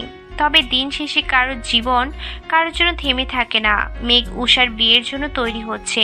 উষা অবশেষে তার ভালোবাসার মানুষটাকে নিজের করে পাচ্ছে। মেঘেরও ইচ্ছে ছিল আদ্রকে নিয়ে ভালো থাকার, কিন্তু আদ্র তো চায়নি। কথাটা ভাবতেই বুকের ভিতরটা ছ্যাদ করে উঠল মেঘের। ভাবতে লাগলো সেই দিনটার কথা। অতীত আদ্র চলে গেছে প্রায় 2 সপ্তাহ হবে। এই 2 সপ্তাহ মেঘ রুম থেকে বের হয়নি, নিজেকে রুমের মধ্যে বন্দি করে রেখেছিল। তানিশা আইমান মেঘের মাকে সব জানানোর পর ওরা মেঘকে নিয়ে যেতে চেয়েছে, কিন্তু মেঘ যায়নি। তানিশা আইমান আদ্রর উপর রাগ করে আর ফোন করেনি। তানিশা আইমান মেঘকে জোর করেনি, বলেছিল আজ থেকে তুই আমার মেন হয়ে থাকবি। নিবিড় মেঘের বিয়েটা মেনে নিতে পারেনি। পরে যখন মেঘের এই অবস্থার কথা জানতে পেরেছে, ও মেঘকে এই অবস্থা থেকে বের হয়ে আসতে সাপোর্ট করেছে। তারপর প্রায় 1 মাস পর অনু বাড়িতে এসেছে। সবাই অনুকে অনেক অপমান করে। অনুর মা ওকে মেনে নিতে চায়নি। মেঘের এই অবস্থার জন্য অনুকে দায়ী করেছে। অনু সব কিছু মেনে নিয়েছে। কেন পালিয়ে গেছে এই প্রশ্নের জবাব অনু দেয়নি। সব কিছু এড়িয়ে গেছে। কেটে গেছে প্রায় 5 মাস। আদ্র চলে যাওয়ার পর প্রায় 5 মাস মেঘ নিজেকে সবার থেকে আড়াল করে রেখেছে। এই 5 মাস নিবিড় সব সময় মেঘকে সাপোর্ট করেছে। মেঘ অনার্স কমপ্লিট করেছে। আদ্র চলে যাওয়ার পর তানিশা আইমান মেঘকে কতবার বলেছে তুই আবার নিজের জীবনটাকে সুন্দর করে গুছিয়ে নে নতুন কারোর সাথে, কিন্তু মেঘ চায়নি। বর্তমান মেঘের ভাবনা ব্যাঘাত ঘটালোতে থাকা মুঠোফোনের আওয়াজে নিবিড় কল করেছে। কখন বের হবে জানতে চাইছে। মেঘ আজকে খুব সুন্দর করে সেজেছে। নীল রঙের শাড়ি, হাতে নীল চুড়ি, চোখে কাজল, সিম্পল মেকআপ, দেখতে খুব সুন্দর লাগছে। অনু তড়িঘড়ি করে মেঘের রুমে ঢুকলো। মেঘ অনুর দিকে তাকাতেই অনু হা হয়ে মেঘের দিকে তাকিয়ে রইল। মেঘ অনুকে এভাবে হা হয়ে তাকিয়ে থাকতে দেখে জিজ্ঞেস করলো, কি হয়েছে? মেঘ, তুই জানিস আজকে তোকে কত সুন্দর লাগছে? আজ তোকে যে দেখবে সেই ফিদা হয়ে যাবে। আজ কতদিন পর তুই এত সুন্দর করে সেজেছিস। খুব সুন্দর লাগছে, পুরো পরীর মতো লাগছে। হয়েছে, তুমি কখন যাবে? ও জানিস তো মেঘ, জয় এখনো তৈরি হয়নি। আমি কতবার ফোন করে বলেছি তাড়াতাড়ি আসতে, ও এখনো আসছে না। একটা কথা বলো, তুমি কি সেদিন জয় ভাইয়ের সাথে পালিয়েছিলে? অনু নিরুত্তর। মেঘ এই নিয়ে বহুবার এই প্রশ্নটা করেছে, কিন্তু কোনো উত্তর দেয়নি অনু। মেঘ বলল, আচ্ছা ঠিক আছে, আমি জয় ভাইয়াকে বলে দিব যাতে আমার এই সুন্দরী আপুটাকে আর ওয়েট না করায়। আমি যাচ্ছি, তুমি জয় ভাইয়ার সাথে তাড়াতাড়ি এসো। নিবিড় আমার জন্য ওয়েট করছে। বাইরে একটা কালো গাড়ির সাথে হেলান দিয়ে দাঁড়িয়ে আছে নিবিড়। নীল পাঞ্জাবি, হাতে ব্র্যান্ডের ঘড়ি, চুলগুলো জেল দিয়ে সেট করা, কালো সানগ্লাস, দেখতে সুদর্শন যুবক। মেঘ বাইরে বের হতেই নিবিড়ের চোখ পড়ল মেঘের দিকে। নিবিড় অপলক দৃষ্টিতে তাকিয়ে আছে মেঘের দিকে। মেঘ বলল, কি দেখছো? তোমাকে। বলেই হুঁশ এলো নিবিড়ের মানে। এই যে তোমার ড্রেস আমার সাথে মিলে গেল, এইটাই দেখছি। ও চলো তাড়াতাড়ি। হ্যাঁ চলো। চারদিকে আলো ঝলমল করছে, বিভিন্ন রকমের ফুল দিয়ে সাজানো হয়েছে। বিয়ে বাড়ি বলে কথা। মেঘ আর নিবিড় গাড়ি থেকে দাঁড়ালো। নিবিড় বলল, মেঘ তুমি যাও, আমি উষার গিফটটা নিয়ে আসছি। আচ্ছা। মেঘ বাইরে এসে দাঁড়াতে পরিচিত একটা কণ্ঠস্বর মেঘ বলে ডেকে উঠল। মেঘ পরিচিত কণ্ঠস্বর শুনে স্তব্ধ হয়ে রইল। বুকের ভিতরটা ছ্যাদ করে উঠল। মেঘ পিছনে ফিরতে কাঙ্ক্ষিত মানুষটিকে দেখতে পেল না। মেঘ নিরাশ হয়ে ভিতরে গেল। হয়তো সবসময় তার কথা ভাবতে থাকে বলে এরকম করেছে। মেঘ যতই বলুক ও আদ্রর কথা ভাবে না, কিন্তু ওর মন মস্তিষ্ক জুড়ে শুধুই আদ্র রয়েছে। মেঘ ভিতরে যেতে উষা জিজ্ঞেস করলো, এই তোর আসার সময় হয়েছে? এই আমি তোর বান্ধবী, তুই আমাকে একদম ভালোবাসিস না মেঘ? না হলে তুই এটা আমার সাথে কিছুতেই করতে পারতি না। আমার একমাত্র বান্ধবী হয়েও তুই কিভাবে পারলি এত লেট করে আসতে? আচ্ছা সরি, প্লিজ রাগ করিস না। নিবিড় কোথায়? ওর কথা বলিস না। ও তোর গিফট বাড়িতে রেখে চলে এসেছে, সেটাই আবার নিয়ে আসতে গেছে। ও তুই কেন যেতে দিলি মেঘ? পরে কি দেওয়া যেত না? ও বললে শুনতো। আর তোকে যাচ কি সুন্দর লাগছে উষা। তবে অবশ্য বিয়ে বাড়িতে সবার থেকে বউকেই ভালো লাগে, কারণ সবাই বউকেই দেখে। সেটা না হয় বুঝতে পারলাম, তোর দিক থেকে তো চোখ ফেরানো মুশকিল হয়ে যাচ্ছে।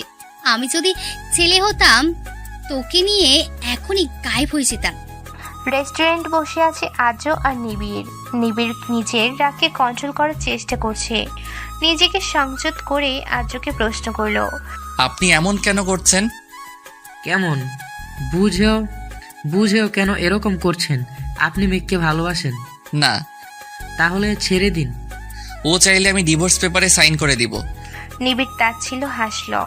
তাহলে আজকে ওকে ডাকলেন কেন? আদ্র বিস্মিত নয়নে তাকালো নিবিড়ের দিকে, কিচ্ছু বলল না। নিবিড় তপ্ত শ্বাস ফেলে বলল, আমি জানি আপনি মেঘকে ভালোবাসেন, তবে কেন এরকম করছেন আমার জানা নেই। আমি কারণটা জানার চেষ্টা করব। আসলে বিডিতে একটা কাজের জন্য এসেছিলাম, তো গাড়িতে ছিলাম, হঠাৎ মেঘকে দেখে ডেকে ফেলেছিলাম। আর তুমি ভুল ভাবছো। মেঘ নিবিড়ের সাথে কথা বলছিল। একটা মেয়ে এসে বলল, তোমার নাম মেঘ না? মেঘ মেয়েটির দিকে তাকিয়ে বলল, জি, কিন্তু আপনাকে তো চিনতে পারলাম না। আমি নীলা, আদ্রর ফ্রেন্ড। আমরা একসাথে পড়াশোনা করেছি। তোমাকে সামনাসামনি দেখার অনেক ইচ্ছে ছিল।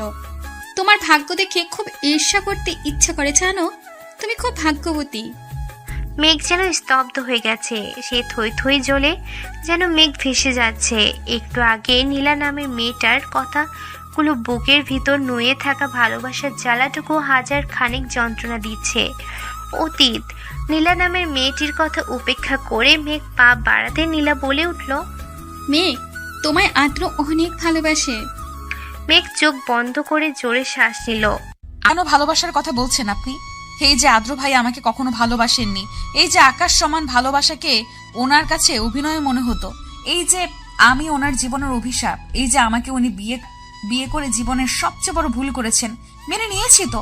কেন বারবার আপনারা আমাকে আঘাত করেন? আমি ওনাকে ভুলে যেতে চাই। কি বলছো তুমি? আদ্র তোমাকে ভালোবাসে না? আমি ওনার জীবনে কাটা স্বরূপ, যেটাকে তিনি নিজ হাতে সরিয়ে ফেলেছেন। তুমি ভুল ভাবছো মেঘ, এমন কিছু নয়। আর তোমাকে বিয়ে করার জন্য তোমার বোনকে আটকে রেখেছিল আদ্র, আর সেই আদ্র তোমাকে ভালোবাসে না, এটা তুমি কি করে বলছো? মেঘ বিস্মিত নয়নে নীলার দিকে তাকালো। কথা বলার ভাষা যেন হারিয়ে ফেলেছে। একটা লোক এসে নীলার নামে মেয়েটিকে বলল, সময় হয়ে গেছে, চলে যেতে হবে। নীলা মেঘের দিকে এক পলক তাকিয়ে চলে গেল। বর্তমান মেঘ বাড়িতে এসে অনুকে জড়িয়ে ধরে হাও মাও করে কাঁদছে। অনু মেঘের এইভাবে কান্না করে একটু অবাক হলো। মেঘ বলল, সবাই আমায় ঠকালো, তুমি কিভাবে আমায় ঠকাতে পারলে আপু? অনু বিস্মিত নয়নে তাকালো মেঘের দিকে। কি বলছিস মেঘ? আমি তোমায় কতবার জিজ্ঞেস করেছি ওই দিন কেন পালিয়ে গিয়েছিলে, তুমি কিচ্ছু বলনি। এটা কেন বলনি আপু? আদ্র ভাই তোমাকে আটকে রেখেছিল, কেন বলনি? উনি আমাকে ভালোবাসেন। সবাই কেন আমাকে ঠকালে, কেন? অনু আমতা আমতা করে বলল, আমি জানতাম না মেঘ। মেঘ তাচ্ছিল্য হাসল। আজ যদি তুমি আমায় সবকিছু না বলো, তাহলে আমি নিজেকে শেষ করে দিব। মেঘ ছুরি নিয়ে হাত কাটতে নিতেই অনু এসে মেঘের গালে থাপ্পড় বসিয়ে দিল। অনু বলল, আমি সত্যি জানতাম না আদ্র ভাইয়া তোকে ভালোবাসে। আমি পরে জানতে পেরেছি। জয় আদ্র ভাইয়া চাচাতো ভাইয়া, সবচেয়ে ভালো বন্ধু, যাকে চোখ বন্ধ করে বিশ্বাস করে আদ্র ভাইয়া। তাই জয়কে দিয়েই আমাকে কিডন্যাপ করেছিল। যখন আমাকে জয় বাড়িতে দিয়ে গেল, যাওয়ার আগে আদ্র ভাইয়ার সাথে জয়কে কথা বলতে দেখেছিলাম আমি। পরে সব জানতে পেরেছি। তোকে বলিনি, কারণ তুই সব জানতে পারলে সহ্য করতে পারতি না, তাই বলিনি। মেঘ অনুকে নিচের দিকে ঘুরিয়ে বলল, কি এমন কথা যে আমি সহ্য করতে পারবো না? বলো আমাকে আপু, প্লিজ প্লিজ, আজ চুপ করে থেকো না। নিজের জীবনে সবচেয়ে কঠিন সত্যের মুখোমুখি হতে হবে তোকে। তুই আমার আপন বোন না, আমার আব্বুর বন্ধুর মেয়ে তুই। তখন ফুপি আমাদের বাসায় থাকতো, আর তোর বাবা মার সাথে তুই কয়েকদিন এসেছিলি আমাদের বাড়িতে। তবে আদ্র ভাইয়ার আব্বুর সাথে তোর বাবার বিজনেস করতেন। আদ্র ভাইয়ার জন্মদিনে তুই ও বাড়িতে গিয়েছিলি। ওই দিন আদ্র ভাইয়াকে আদ্র ভাইয়ার আব্বু একটা গাড়ি গিফট করেছিল। আদ্র ভাইয়া তখন ছোট, ড্রাইভ করতে পারতো না। তোর বাবা মা কোনো বিষয় নিয়ে কথা কাটাকাটি করছিল। আদ্র ভাইয়ার গাড়িতে বসে ড্রাইভ শিখছিল। হঠাৎ করে গাড়ির ব্রেক কাজ করছিল না। তোর বাবা মা ঝগড়ার এক পর্যায়ে চলে আসতে নিলে আদ্র ভাইয়া গাড়ির সাথে ধাক্কা খেয়ে দুজন মারা যায়। কিন্তু এতে আদ্র ভাইয়ার কোনো দোষ ছিল না। আদ্র ভাইয়া তোর বাবা মাকে মারতে চায়নি। তখন তুই অনেক ছোট, তোর সেসব কথা মনে নেই। আদ্র ভাইয়ার আব্বু ভয় পেয়ে গিয়েছিল যদি সব কিছু জানাজানি হয়ে যায়, তাহলে যদি আদ্র ভাইয়াকে পুলিশ ধরে নিয়ে যায়। তাই তিনি আদ্র ভাইয়াকে লন্ডন পাঠিয়ে দিয়েছিলেন। তবে আদ্র ভাইয়া তোকে ছোট থেকে ভালোবাসত। ওই দিন আদ্রবায়া তোকে ছেড়ে যেতে চায়নি। পরিস্থিতি তখন হাতের বাইরে চলে গিয়েছিল, তাই আদ্রবায়াকে চলে যেতে হয়েছিল। ফিরে এসে যখন তোকে বিয়ে করতে চাইলো, তখন আদ্রবাইয়ার আব্বু তোকে মেনে নিতে পারছিল না। উনি আদ্রবাইয়ার সাথে এই বিষয় নিয়ে অনেক ঝামেলা করেছে। আদ্রবাইয়া যখন সব কিছু ছেড়ে তোকে নিয়ে লন্ডন চলে যাবে, তখন আদ্রবাইয়ার আব্বু আদ্রবাইয়াকে ভয় দেখালেন, এটাও যদি তুই জানতে পারিস আদ্রবাইয়ার জন্য তোর বাবা মা মারা গেছে, তাহলে তুই আদ্রবাইয়াকে ছেড়ে চলে যাবি। পৃথিবীতে সবচেয়ে বেশি ঘৃণা করবি, হয়তো নিজেকে শেষ করে ফেলবি। তাই সেদিন আদ্রবাইয়া তোকে ছেড়ে চলে যেতে বাধ্য হয়েছিল। আদ্রবাইয়া তোকে সত্যিই খুব ভালোবাসে। আজ ওনার ফ্লাইট, হয়তো আজ চলে যাবে আর ফিরবে না। 2 পা পিছিয়ে যায় মেঘ। নিজেকে শূন্য মনে হচ্ছে ওর। এত যন্ত্রণা আগে কখনো হয়নি। মেঘের পৃথিবীতে যেন থমকে গেছে। অনুর দিকে ছলছল নয়নে তাকিয়ে রইল। ছুটে এসে অনুকে জড়িয়ে ধরল। নিবিড় বাইরে দাঁড়িয়ে সব কিছু শুনেছে। নিবিড় মেঘের হাত ধরে টেনে নিয়ে যায়। তাকায় মেঘ, প্রচণ্ড ব্যস্ত দেখাচ্ছে ওকে। কানে ফোন। নিবিড় বলল, আদ্রের ফোন অফ, এখনো সময় আছে, সন্ধ্যায় ফ্লাইট। মেঘ কথা বলে না। নিবিড় ড্রাইভ করতে থাকে। মেঘকে নিয়ে চলে এয়ারপোর্টে। মাথা নিচু করে বসে আছে আদ্র। কারোর পায়ের শব্দ শুনে তাকাতে মেঘকে দেখতে পায়। মেঘকে দেখে যেন হতবুদ্ধি হারিয়ে ফেলে ছেলেটা। বলে, মেঘ, আপনি এখানে? আমাকে এত ভালোবাসেন আপনি? কথাটা বলে আদ্রের বুকে ঝাঁপিয়ে পড়ে মেঘ। আদ্র নিবিড়ের দিকে তাকাতেই নিবিড় বুঝিয়ে দিল মেঘ সব কিছু জানে। আদ্র শক্ত করে জড়িয়ে ধরে মেঘকে চিৎকার করে বলে, ভালোবাসি মেঘ, খুব ভালোবাসি, আপনার থেকেও বেশি। আর ছেড়ে যাবে না তো? আমার বেঁচে থাকার জন্য তোমাকে প্রয়োজন।